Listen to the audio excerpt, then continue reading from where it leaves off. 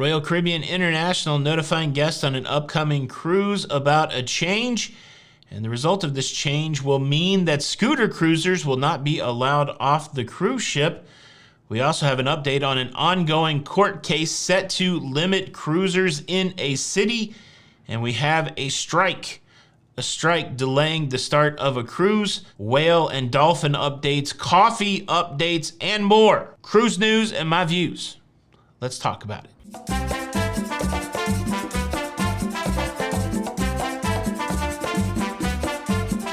Hey, what's up, everybody? Welcome to La Lido Loca. I am your host, Tony, here with the latest cruise news and views for your face. Welcome to Friday. Are you ready to slide into the weekend with some cruise news? I got a pile of it for you today, but first, let's talk about what's going on with Royal Caribbean International. They sent out a missive, a letter to their guests cruising on Quantum of the Seas in Australia. Guests were notified that instead of sailing to New Caledonia, the ship will now sail to Port Vila in Vanuatu. Now, most of the time, an itinerary change, not that big of a deal, but this one certainly is a big deal for scooter cruisers. For cruisers with mobility issues, the challenge is this. Port Vila in Vanuatu is a tender port. There is no pier there, which would allow the cruise ship to dock, so they have to use a smaller vessel, a tender boat, maybe one of the lifeboats, to get passengers from the cruise ship to the shore. While probably to most that doesn't seem like a big deal either, it is a big deal for mobility challenged cruisers. Cruisers that cruise using a scooter, cruisers that cruise using a wheelchair. Most cruise lines will not allow mobility challenged cruisers that are in scooters and wheelchairs to use the tender service. This is certainly the case for this cruise on Quantum of the Seas. In the email that was sent out, the verbiage is right there. All guests will be tendered to shore in Mystery Island and Port Vila. Unfortunately, tenders are not accessible to those who are full-time mobility or wheelchair users. Guests who cannot take a few steps on stairs or walk across from the tender platform and from the tender may be unable to go to shore. Now, fortunately, if you are one of these passengers that are impacted by this inability to go to shore, Royal Caribbean will work with you to get your money back or work with you to get you on another cruise where you can go. But I think it's an important story to highlight. I've talked to people that are mobility challenged, and they have highlighted this issue specifically, a challenge when there is a tender port, they're not able to go to a tender port, and even a further challenge that when it comes to booking excursions on the cruise ships, sometimes it is hard to get excursions that have accessibility, have a place to take your scooter on a bus or your wheelchair on a bus. I've talked to people that said even times where the tour is indicated to be for people with mobility issues, that it can still be a challenge. And so I think it's important to highlight the issue. I think it's important to open up the conversation and to open up the forum for people in these circumstances. I would love to hear your experience in the comments below. Are you someone who uses a scooter or a wheelchair on a cruise ship or have mobility issues? Please share with us in the comments some of your challenges. Are you on this Royal Caribbean cruise ship? Have you been impacted? Leave a comment below. Cruise news story number 2. Holland America line has announced that on July the 11th, 2023, they had their best booking day ever. And since this company was founded in 1873, well, that's a pretty big milestone. Holland America definitely getting more visibility among mainstream passengers. I think maybe for some Holland loyal, they've enjoyed a little bit of the under the radar status that they have had. In the past, they've been wrongly labeled as a cruise line just for old people. The stereotype has been perpetuated by goofy commentators such as myself. But now that I've had almost a month on Holland America cruise ships, and of course I made a video to the effect that Holland America, not just for old people, a pretty fun and exciting cruise line. So I think the cat may be out of the bag. I'm not saying that, I'm responsible for it, but if I am, Holland America, where's my cut? I'm just kidding. Holland America line has had their best booking day ever. They didn't release the specific number, but congratulations for a great cruise line, and it's I'm excited to see more people try this line out. So way to go, Holland America Line. Now let me quickly circle back to the story about the Faroe Islands, where there is an annual tradition to hunt down dolphins. There has been some question about whether or not they killed dolphins or whether they killed pilot whales. Well, they killed both. So just as a poodle is a dog, a pilot whale is a dolphin. And so it's correct to say either one. It's interesting if you look at some of the headlines right now. Of course, they're using whale as the major descriptor of what happened, but these pilot whales are not whales. They are dolphins. And so, again, close to 80 dolphins were killed. The one bit of commentary that I do take exception to is I saw several people commenting like, well, we eat meat and we eat chicken, and why would anybody be shocked at seeing these whales get killed? Well, honestly, I've never seen a chicken get killed, and I've never seen a cow slaughtered right in front of me. And so I've certainly never seen any kind of sea mammal slaughtered. And so if you can't make the connection why somebody watching a dolphin being slaughtered might be shocked, then, well, let's think it through. Let's think it through. Most of us don't see death like that. I don't think. Maybe we do. Maybe maybe I'm a part of a minority and there's a whole majority of society that are seeing animals get slaughtered frequently. If so, I don't think I want to be a part of that. But yeah, so there's a little update on that. Let's slide into another new cruise news story. The court case continues up there in Bar Harbor, Maine.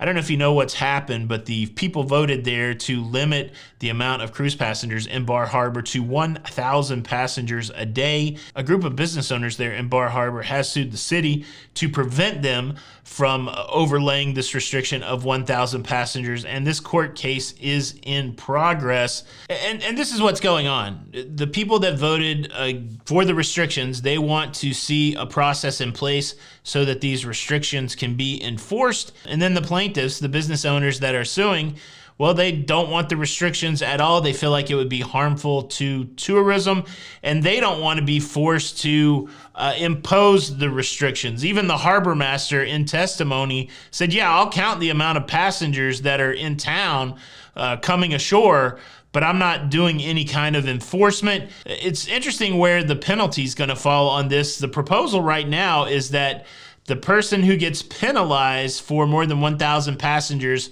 coming into town at $100 per passenger would be the pier owner. No penalty to the cruise line, no penalty to the harbor team, anything like that. It's whoever owns the dock if you allow the people. So if they're going to start counting people and penalizing the dock owner, then they've got to have something in place. It continues to perpetuate the debate whether, as cruisers, if you hear that a majority of locals don't want you to come to their town, but I guess the minority of the business owners do want you to come to town because they appreciate your money, your tourism dollars. Who do you side with?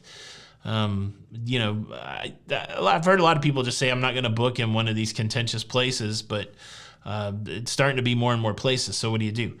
Interesting stuff. What do you think?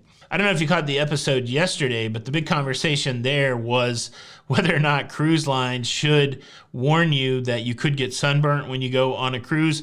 And some people brought up the old McDonald's coffee lawsuit, saying that both were equally as dumb. And it made me realize that not everybody may know the story about the McDonald's coffee lawsuit.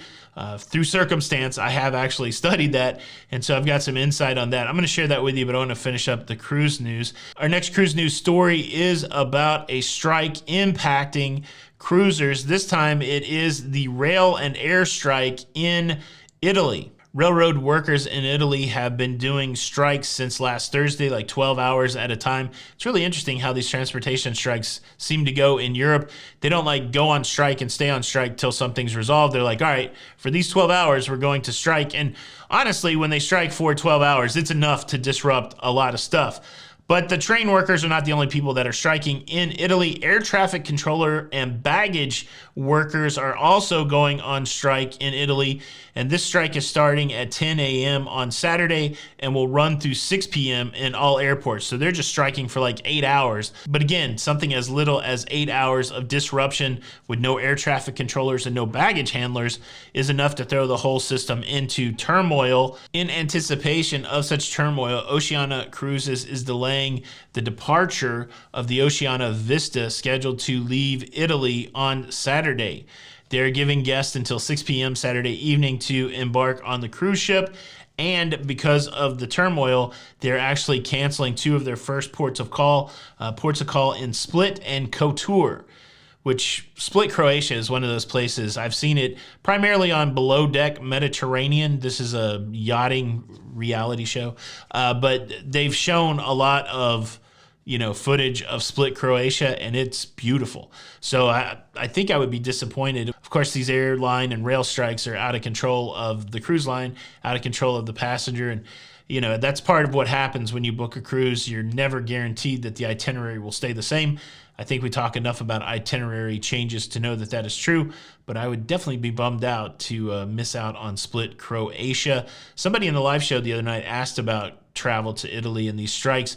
I'm interested. Anybody there going to Italy, and are you impacted? Leave a comment below. All right, let's talk about people complaining frivolously. Specifically, let's talk hot coffee. But before we do that, let me quickly invite you to subscribe. If you like staying up to date with everything that's going on in cruising, please consider subscribing with the notification bell on. That way you don't miss out on any of these episodes. We're trying to get to 250,000 subscribers. We had a lot of good response yesterday. Today, our subscriber count, 225,899. We're 100 away from 26,000. Thanks everybody who's joined the family over the last week or so. Welcome to the Loca fam. We're glad to have you here, and it doesn't cost anything. So if you would like to stay up to date, subscribe. Subscribe button's just below the window there. Subscribe, notification bell. Thank you in advance.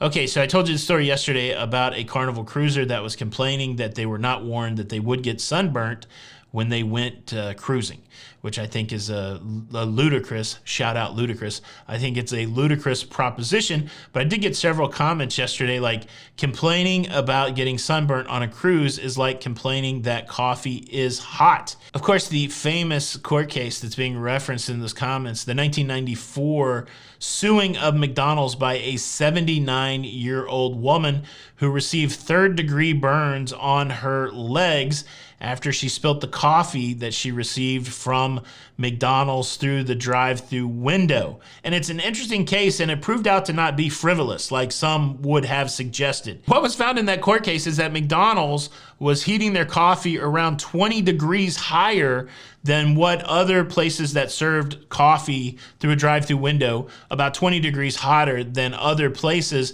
They were serving the coffee between 180 and 190 degrees Fahrenheit, and it was determined that coffee at 180 degrees and 190 degrees Fahrenheit would burn you severely quickly, opposed to if the coffee was 20 degrees less, you had maybe like 20 seconds to get the hot coffee off of you before it burned you in a way that you had to have skin grafts. It started out with this lady burning herself. She got skin grafts. She reached out to McDonald's and said, I need some help paying for these skin grafts. She was asking for about $20,000.